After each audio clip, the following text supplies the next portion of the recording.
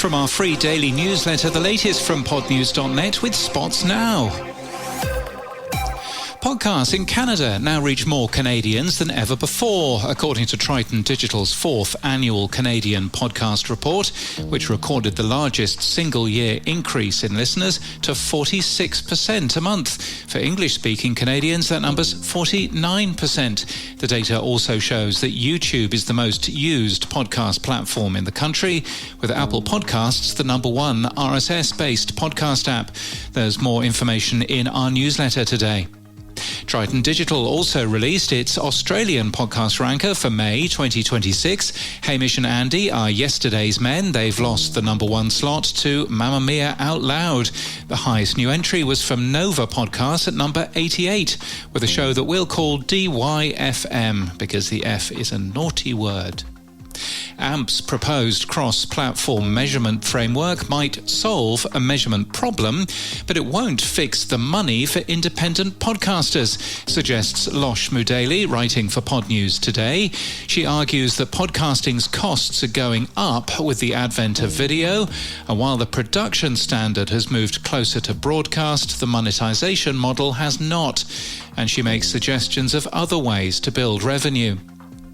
Mission Media has launched Mission Media Content Hub, a planning tool for programmatic podcast advertising. The tool offers live inventory and pricing, a contextual layer to better target advertising, and a unified dashboard. The company has 3 vacancies in our jobs board, by the way, podnews.net/jobs.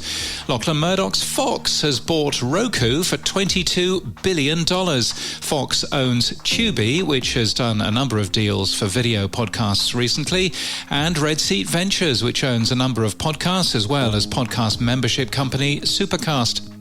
IAS announced a new episode-level pre-bid optimization solution for programmatic podcast audio and video as part of its strategic partnership with Spotify. It marks the first time that buyers on the trade desk can apply contextual classification at the individual episode level. And a new show from Serial is to be launched tomorrow. The Last 12 Weeks takes you behind the scenes as a death penalty defense team races against the clock to try to stop an execution 30 years in the making.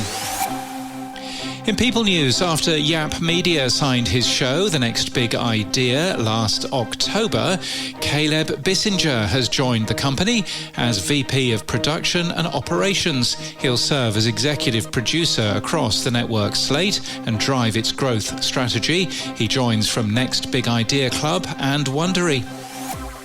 And in podcast news with Airwave, AccuWeather Daily brings you the top trending weather story of the day, every day. Yesterday, scientists are a bit perplexed about a patch of water in the North Atlantic, south of Greenland and Iceland.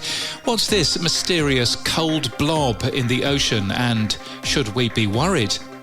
Elsewhere, SiriusXM's Fantasy Footballers has announced a live show, the Megala Show, in August in front of a live audience in Phoenix, Arizona. It'll be held in the 1,800 capacity Van Buren Theatre and has secured sponsorship from GMC and PetSmart. New Heights with Jason and Travis Kelce, humorous pre-recorded video. Taylor Swift feeding Travis a forkful of food while making airplane noises, etc. And Getty has launched its first video podcast, and it's one you can take a deep breath to enjoy.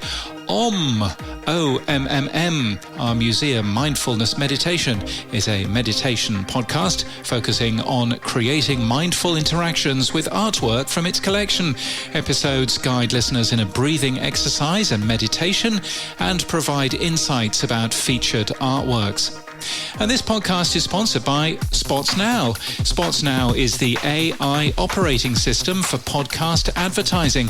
Join the upcoming webinar tomorrow to learn how podcast networks can use AI to maximize their sales output using Claude, agents, and ChatGPT. It's free to book at spotsnow.io/webinar or use the link for Spots Now in our show notes. And that's the latest from our newsletter. To read all the stories and subscribe for free, we're at podnews.net.